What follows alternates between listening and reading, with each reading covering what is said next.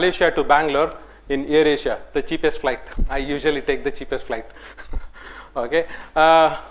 One of my co-passenger, he was traveling with his wife and his daughter, and they were coming to India for marriage of their daughter, and he was so tense that suddenly after 2 hours of traveling, the air hostess, she announced, anyone is a doctor here. You know the human tendency, I just slipped down to hide, not to take any risk, at least not in the plane, suddenly. But it is not the conscious which came out actually. I had met some person while sitting in the waiting area, and I had told I am a doctor. And suddenly he was, we have a doctor in seat number 28A. I told, shit, what the hell, why did he tell? So I had to go there. But when I started doing it, I liked it. And patient had collapsed. I had to do CPR for half an hour with the help of air hostess, three of them. And they helped me. We had only oxygen with us, and one of the traveler, he had aspirin, so we could use aspirin. And he revived, and he was well, and he walked off the plane. And while walking back in the immigration, he offered me, doctor, can I carry your bag? I told, thank you very much. You please go home. So that was the story. And this was the picture. I am more happier than the patient who was survived because I was standing in between the air hostesses, beautiful girls there. Okay. Fine. This was the story. And from here, the serious thing starts. Okay.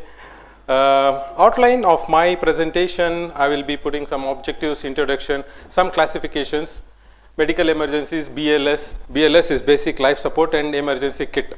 But due to the time constraint, time restriction, I was ordered by the organizing committee to just deliver half of it. Okay, so we'll quickly go to the objectives. The objectives what I have included is to be aware of various medical emergencies and understand the physiology and the rationale behind them, why this happened, principles of management, and basic emergency drugs. Okay. So going to the introduction, I will be speaking about what are the most common emergencies, which of these are very common in dentistry, when do this happen, and why do this happen. But before going to that, let me introduce what is emergency. Emergency is a serious and unexpected condition where it needs immediate action. What do we mean by immediate action? Just like this. While going like that, to get up from the comfort zone. If I would have slipped back in my seat, yeah, just chill, let me sleep. No, I had to come out of my comfort zone, and with the presence of mind, obviously. And I forgot my egos. I shouted for help there because I was alone. We have to ask for help when there is emergency, and with an optimal knowledge and use of available instruments and medications and applying the standards, we need to save life. So this is my thinking. Okay. So now we will start. What are the most commonly encountered emergencies? These can be unconsciousness, anaphylaxis, cardiac emergencies, endocrine emergencies, respiratory, and neurological emergencies. I will be discussing all of them, but in a entertaining way and in two halves. So which of these are frequently encountered? A study was done in England which had a questionnaire for 300 dentists, and the same study was also done in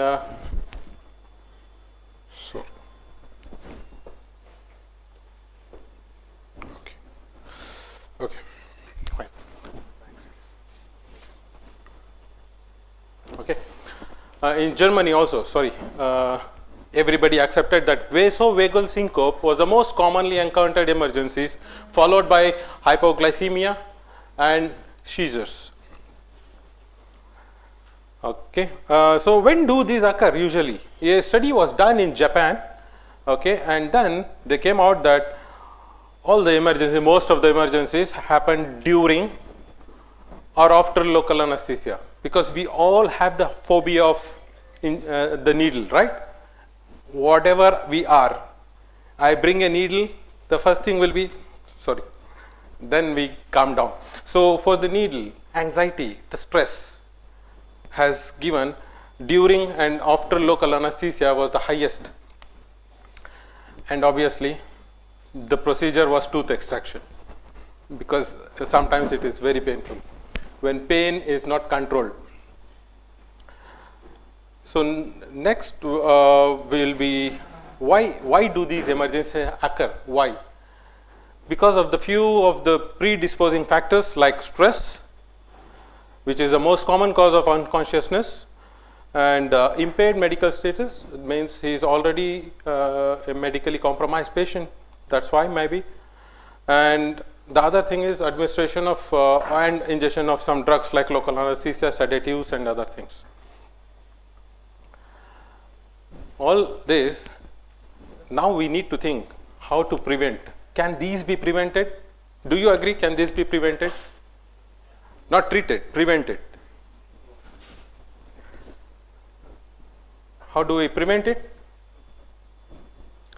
Just by taking a thorough medical history of the patient before you touch the patient.